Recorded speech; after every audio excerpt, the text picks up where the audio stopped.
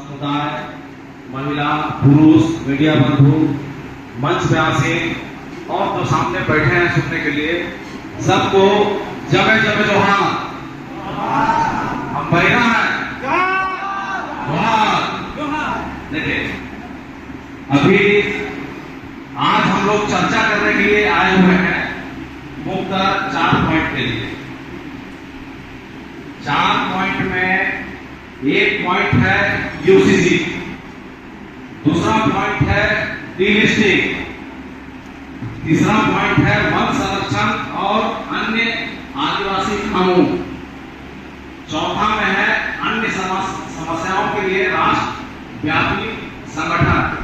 अब इसको समझने का चीज है, जब तक इसको नहीं समझिएगा तो ये पॉइंट आज 4 दिख रहा है, हम लोग शांत रहेंगे, चुपचाप रहेंगे, ये 4 की जगह फिर 14 होगा, 14 के बाद फिर 18 होगा, फिर 40 हो जाएगा, ये क्रमशः बढ़ते जाएगा।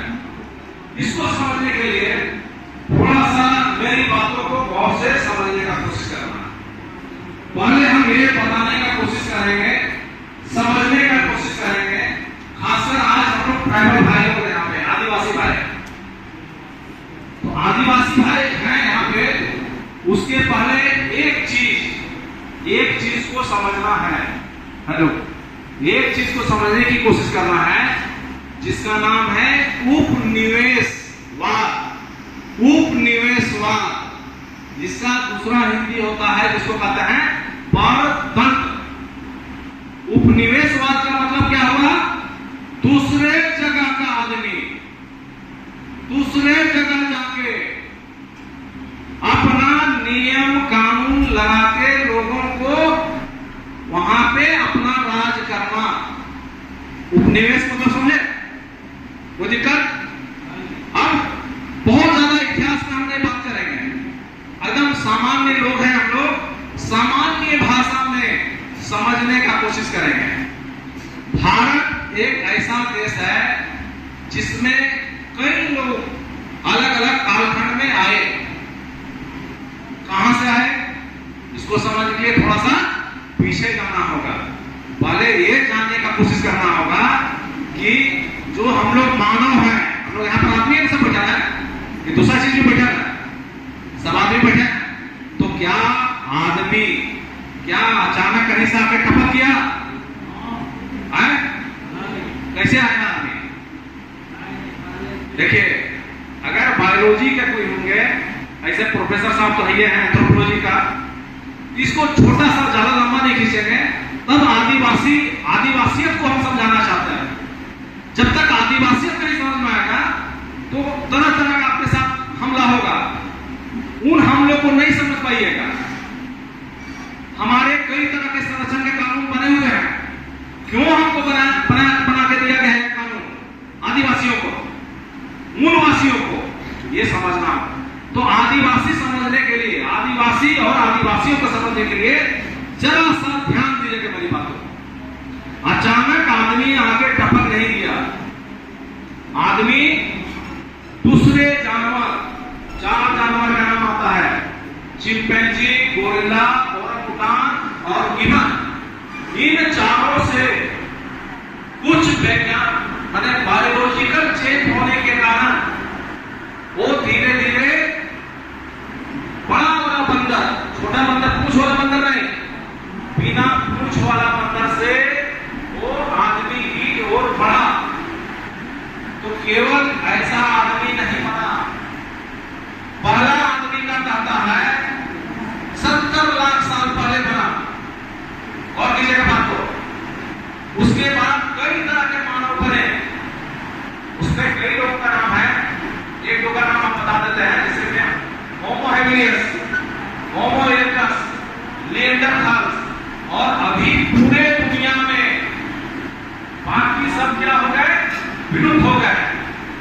अभी केवल और केवल मानव में हम हो, ऐसा हो, भैया हो या कोई भी है, हम लोग कौन मानव है? होमो सेपियंस। क्या है? जोर से बोलिए, होमो सेपियंस है। ये सब घटने की घटना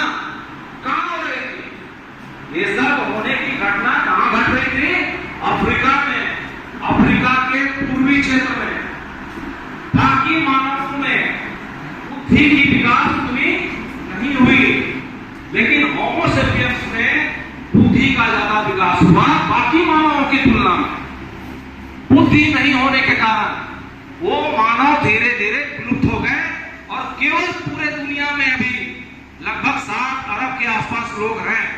तो कौन है? होमो सेपियंस। ठीक, अब अफ्रीका से बुद्धि आने के बाद माइग्रेट करने लगे। माइग्रेट का मतलब इधर उधर जाना चालू किए। और सब मेरी बातों को ध्यान दीजिएगा।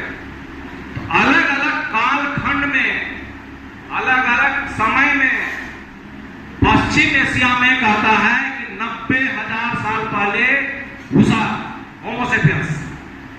भारत में घुसा 70,000 साल पहले। वो घुसने वाले कौन थे? कौन थे? अमनीय है, इसमें कोई शंका करने का बात नहीं है। ठीक, अब एक छोटा सा उदाहरण दे रहे हैं हम आपको। बस में हम जा रहे हैं, 2 आदमी है बस में चढ़ने के लिए, सीट के खड़े हैं। एक मोटा तगड़ा बलशाली आदमी है, एक दुबला पतला आदमी है। दुबला पतला आदमी मात्र 2 सेकंड के में ही वो कुर्सी को पकड़ लिया। 2 सेकंड में वो कुर्सी को पकड़ लिया। बलशाली आदमी उस कुर्सी तक नहीं पहुंच पाया। उस कुर्सी का हकदार कौन होगा? हम शुरू में बोलते हैं पहला है, बोलिए जी, कौन होगा? पतला आदमी, दुबला पतला आदमी। अब जो मोटा तगड़ा आदमी है उसको घसीट के उतारना चाहेगा तो ये सही चीज है? नहीं। तो भारत में हम लोग कब घुसे हैं? 70,000 साल पहले। 2 सेकंड में तो उसका कुर्सी हो गया। 2 सेकंड में उसका कुर्सी हो गया।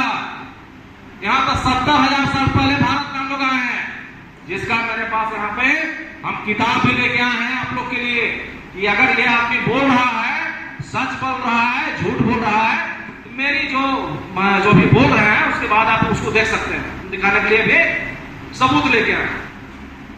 अब समझने का चीज है, जब हम लोग भारत में घुसे तो भारत में पहला कदम रखने वाले हम लोग। तो भारत का मालिक कौन? सिंपल सा समझिए, कौन? भारत का मालिक कौन? जोर से बोलिए। कितना गर्व का चीज है ये। और आप लोग जब शांति बनाए हुए हैं, भारत का मालिक कौन? कौन है? नहीं सुना रहा। आप लोग को गर्व नहीं लगता है कि भारत का मालिक कौन है? भारत का मालिक कौन? भारत का मालिक कौन? अरे भारत का ही नहीं, वो आदमी सब पूरे दुनिया में छितराए। अलग अलग कालखंड में मध्य एशिया में घुसे 90,000 साल पहले। ऑस्ट्रेलिया, श्रीलंका, चीन, साइबेरिया में 60,000 साल पहले घुसे आदिवासी। यूरोप, जिसको इंग्लैंड बोलते हैं, वहां 50,000 से 60,000 साल पहले घुसे। मतलब आदिवासी मूल निवासी पूरे दुनिया में है। आदिवासी मूल निवासी पूरे दुनिया में है। तो पूरे दुनिया का मालिक कौन? सिंपल सा बात है, पूरे दुनिया का मालिक कौन? ये समझने का चीज है। अब एक चीज अभी थोड़ा देर पहले हम बोले थे, उपनिवेशवाद। फिर से उस परिभाषा को हम बोलना चाह रहे हैं। उपनिवेशवाद का मतलब दूसरे जगह का आदमी दूसरे जगह जाके अपना नियम कानून के आधार पे लोगों पे राज करना। संयुक्त राष्ट्र संघ का भी किताब है मेरे पास, यहाँ रखा हुआ है। अभी मेरा पानी खत्म होगा तो कहिएगा, हम दिखाएंगे। आज इसी चलते हमारे पूरी तैयारी में उसमें भी कहता है। अभी 9 अगस्त गुजरा, 9 अगस्त को हम लोग कौन पर्व मनाए? विश्व आदिवासी मूल निवासी दिवस। ये संयुक्त राष्ट्र के द्वारा दिया गया तारीख है, ताकि आप जागरूक होइए, अपने हक अधिकार को समझिए। लेकिन हम लोग क्या करें? नाचे गाएं और जो करना था किए और कहानी खत्म। हक अधिकार को नहीं समझे। अब ये समझने का चीज है, यहां तक समझना ही क्या होगा कि पूरी दुनिया और भारत का मेन मालिक हम लोग। लेकिन उपनिवेश करने का, राज करने के लिए कौन कौन यहां आए? तो सबसे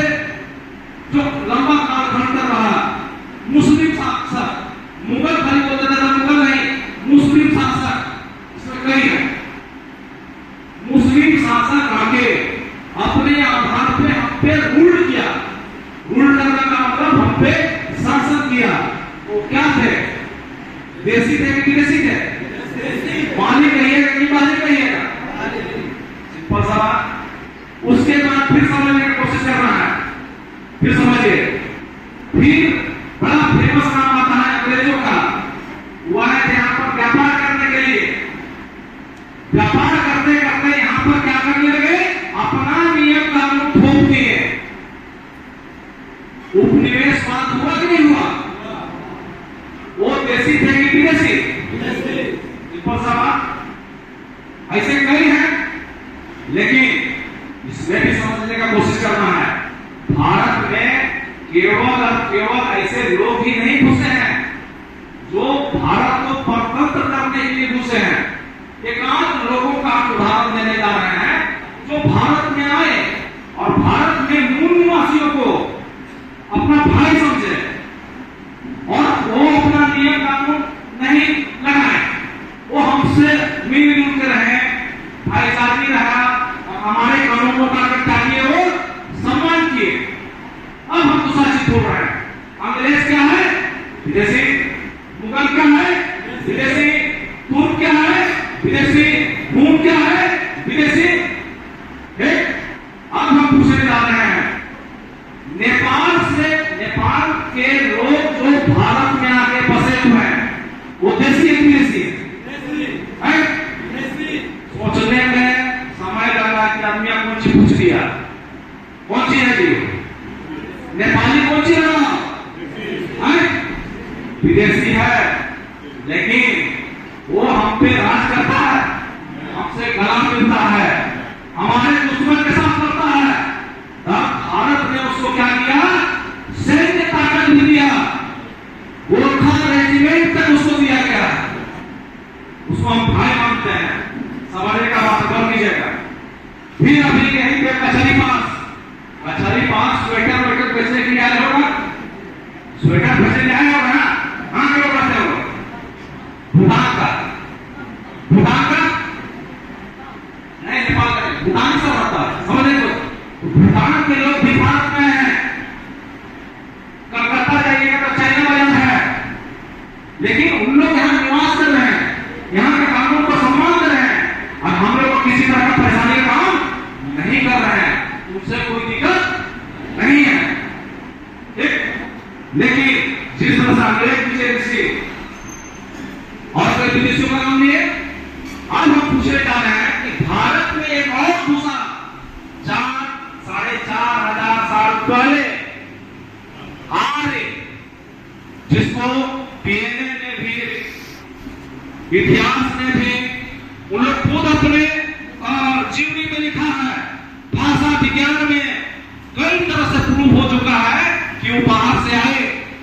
बाहर से आना बुराई नहीं है, बाहर से आना बुराई है बिल्कुल नहीं है, लेकिन बाहर से आने के बाद अपना दिमाग लगाना और यहाँ के लोगों के प्रति छल कपट करना, शासन करना, छल तरीके से षड्यंत्र रचना, ये बर्दाश्त करने योग्य है?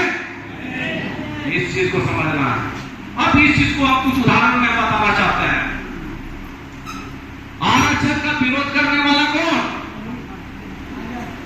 सरदार जी विरोध करता है, कोई दूसरे लोग नहीं करते हैं। यहाँ पे खुला मंच में कई लोगों का बोलना उचित नहीं है, लेकिन बाकी लोग नहीं करते हैं। केवल आपको करेगा यूरेशियन आर्य सब।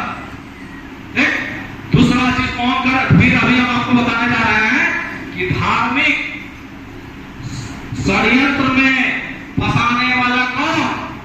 यूरेशियन। फिर एसटी/एससी कानून, एसटी/एससी कानून है, आदिवासी भाई है, एससी भाई भी है, उस कानून का विरोध करने वाला कौन? समझने का चीज है। अब ये सब चीज खत्म होगा कौन चीज से? एक कानून सुतेंगे हम लोग आदिवासी, रात को सुते हैं आदिवासी और सुबह से उठेंगे, चुटकी बजने से पता चलेगा कि गैर आदिवासी गैर मूल निवासी में चले हम लोग। ये समझना है, यही चीज है यूसीसी। तो अब हम एक उदाहरण केवल देना चाहते हैं एसटी/एससी एक्ट के बारे में, कि हम ये कहना चाह रहे हैं, गुलाम जी खड़ा हुए तो एक उदाहरण दे रहे हैं। मंत्री देखे हैं आईएएस ऑफिसर देखे हैं, एसपी देखे हैं, उसके पीछे कौन रहता है बंदूक लेके? कौन रहता है?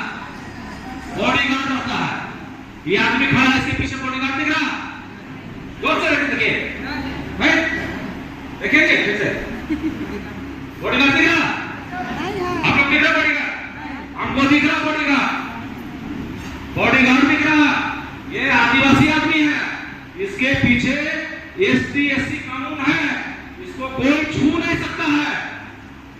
जिस दिन यूसीसी लागू हो गया, इनका मिला हुआ बॉडीगार्ड चुटकी में खत्म हो जाएगा।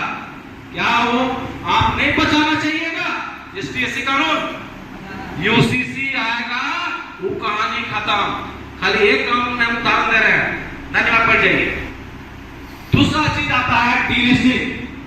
डीलिस्टिंग को हम समझाने का कोशिश कर रहे हैं, इसको समझिएगा गौर से। अभी हम लोग चर्चा किए कि आदिवासी केवल भारत में है, पूरा दुनिया में है? पूरा दुनिया में है। हम लोग यहाँ पे बोलते हैं, हम भी मानते हैं सरना को, ताकि आप भी आदिवासी हैं, सरना का सम्मान हम देते हैं, लेकिन समझने की कोशिश है कि ये लड़ा दे रहा है ईसाई और सरना में, और कह रहा है कि जो आदिवासी में रहेगा, आदिवासी में भी नहीं बोला, जो हिंदू में रहेगा ओकरे हम आदिवासी मानेंगे, और नहीं तो हम उसको डीलिस्टिंग मतलब लिस्ट में से हटा देंगे। ठीक चीज है? अब समझे कोशिश करना हो तो इनके सोचिए। अब जे हम इनके मेन पूर्वज है, कहां है? अफ्रीका में है, वो गेला पूरा दुनिया में गेला। तो पूरा दुनिया में धर्म कितना प्रकार का है? गौर किए? पूरे दुनिया में धर्म की प्रकार 300 से ज्यादा प्रकार है। पूरे दुनिया में धर्म की प्रकार कितना है? 300 प्रकार है। तो क्या जो बाहर निकले सब हिंदू होगा जी? सब सरने होगा? ईसाई होगा? क्या वो आदिवासी है कि नहीं है? उसका खून आपसे मिलेगा, उसका खून इनसे मिलेगा, उसका खून उनसे मिलेगा, हर मूल निवासी का खून मिलेगा। यही खून से पता चल गया है कि आप बाहरी हैं और यहाँ पे षड्यंत्र मत कीजिए। अभी हाल फिलहाल में गिनती हो रहा है, जातीय गणना से सबसे ज्यादा पिरपिरी मैंने बुझाव नहीं कहेंगे, पिरपिरी मैंने बुझाव है, दारा पिरपिरी मैंने दारा, सबसे ज्यादा दर्द का काम निकल है यूरेशियन को, क्योंकि पता चल जाएगा कितना यूरेशियन है भारत में और कहां कहां कब्जा किया है। और मेन मालिक भारत का मालिक कौन? भारत का मालिक कौन? और सबसे ज्यादा हालत खराब किसका? हम ही लोग का। ठीक है? सोचना है, समझना है। और ये आज इस वंश से बाहर हम लोग जब निकले, ये फील करके निकलना है कि हम लोग भारत में नहीं पूरे दुनिया का मालिक है। और जितना संरक्षण का कानून दिया हुआ है, डेवलपमेंट का कानून दिया गया है, क्यों दिया गया है? क्योंकि कानून बनाने वालों ने समझा कि ये भारत ही नहीं पूरे दुनिया के मालिक हैं। इनको बचाने के लिए, इनको डेवलपमेंट करने के लिए कई तरह का कानून दिया जाए। ऐसे अंदाजी बनाई जाएगा मालूम है? सीएनटी कानून हो, जमीन बचवाले, एसटी एससी कानून होते जो हम इनके पास थी, हम इनके चलते। ऐसा बहुत कानून है, कानून कहीं तो फिर लग जाएगा कानून को किताब। क्यों दिया? कानून बनाने वाले भी जानते थे और अंग्रेज के समय से हम लोग को बनना चालू हुआ कानून। ये चीज को समझना है। और नहीं समझिएगा तो चुपके धीरे धीरे एक एक पेज फाड़ा जा रहा है, एक एक पेज फाड़ा जा रहा है। और जो सरकार है, जो भी सरकार है, केंद्र की सरकार, वो एक खास मानसिकता की सरकार है। उसको भी हम खोल के बोलना चाहेंगे इस मन से, आरएसएस की मानसिकता वाली सरकार है। और आरएसएस की मानसिकता वाली सरकार हिंदुइज्म को बढ़ाने वाली सरकार है। आप हिंदू कहिएगा तो ठीक दर्द लगता है, कोई जिस दिन कह चले हम लोग हिंदू नहीं है। अच्छा, आदिवासी हिंदू है? आदिवासी हिंदू है? सिंपल सा बात है, कह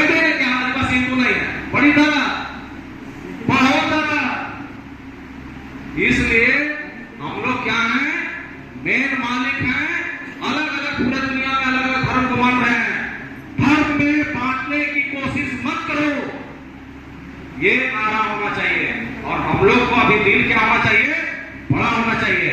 मान लिया आदिवासी में कोई हिंदू नीति रिवाज बना रहा है, एक कोई शर्मा मांग रहा है, कोई नास्तिक होगा, मेरा ऐसा नास्तिक होगा, क्या हम नास्तिक है तो क्या आदिवासी नहीं है?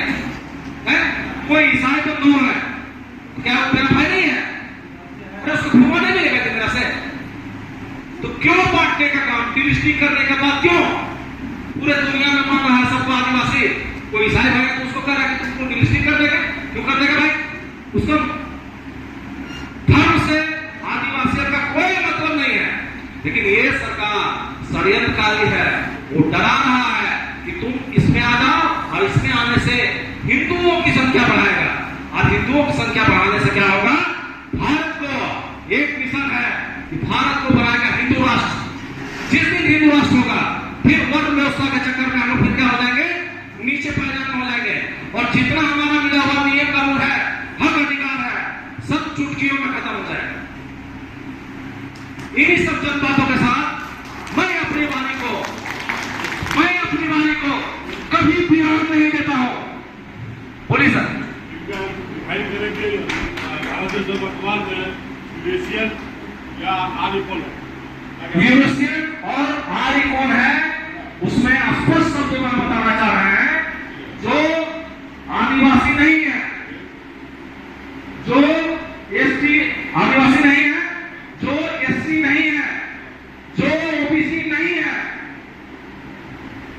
जिसका डीएनए रिपोर्ट जो चेक हुआ, जिसमें 170 वैज्ञानिक थे, जिसका डीएनए यूरेशिया के लोगों के साथ डीएनए मिला, वो है यूरेशिया, आर्य लोग हैं। अरे भाई ब्राह्मण ही है, आर्य हैं। अब आर्यों ने अपने कई तरह का जातियों में बांट चुका है, इसको समझने की कोशिश करना है। कई सैकड़ों इतिहास की किताब में लिखा हुआ है, डीएनए रिपोर्ट देखना है तो मैं अभी तुम्हें दिखाता हूं, 4-5 की से किताब है। यहां तक कि आपको एक चीज और जानकारी दे देते हैं, डीएनए रिपोर्ट में जो मेन वैज्ञानिक थे डेविड रिच, उनको धमकी दिया गया कि रिपोर्टवा चेंज करो, रिपोर्टवा नहीं चेंज करो तो ठीक नहीं है। ये ठीक चीज है, खलबली है, इस चीज को समझिए। डेविड रिच ने अपनी किताब में स्पष्ट लिखा है कि हमको धमकी दिया गया। देखिए, एक डीएनए रिपोर्ट का किताब है अंग्रेजी में, एक डीएनए रिपोर्ट का किताब है, ये डीएनए किताब का और है, और डेविड रिच सर का किताब जो अंग्रेजी में है उसको भी हम लाए हैं ताकि आप लोग उसको भी देखने का प्रयास कीजिए। ये डेविड रिच सर का किताब है, जिसमें उन्होंने स्पष्ट रूप से लिखा है कि डीएनए का रिपोर्ट हमने बनाया और हमको धमकी मिली भारत में आने के बाद। अब बताइए क्यों डर रहा है लोग अपना डीएनए रिपोर्ट से? इस किताब को देखिए, ये डेविड रिच सर का किताब है। तो इन्हीं सब चंद बातों के साथ हमको लगता है कि जो मैसेज हमको देना था, 4 पॉइंट आज है, कल 40 पॉइंट होगा, और आपके साथ वो लगे हुए रहेंगे, हम लोग को परेशान करने के लिए लगे रहेंगे ताकि उनका वर्चस्व बना हुआ रहे। और 4 स्तंभ में उनका पकड़ है।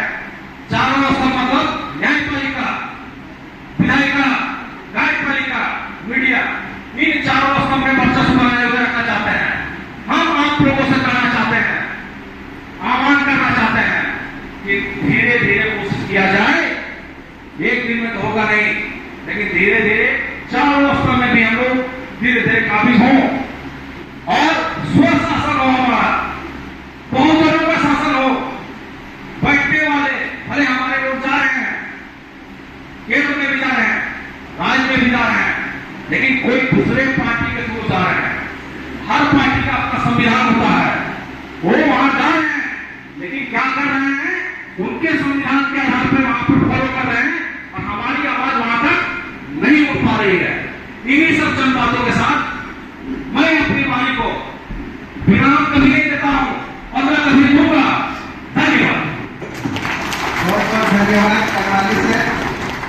अपने समस्याओं के साथ साथ समस्या का कारण क्या है उसे भी उस पर भी चर्चा की। और आपने कहा कि इस देश में विदेशी हैं जो आर्य है।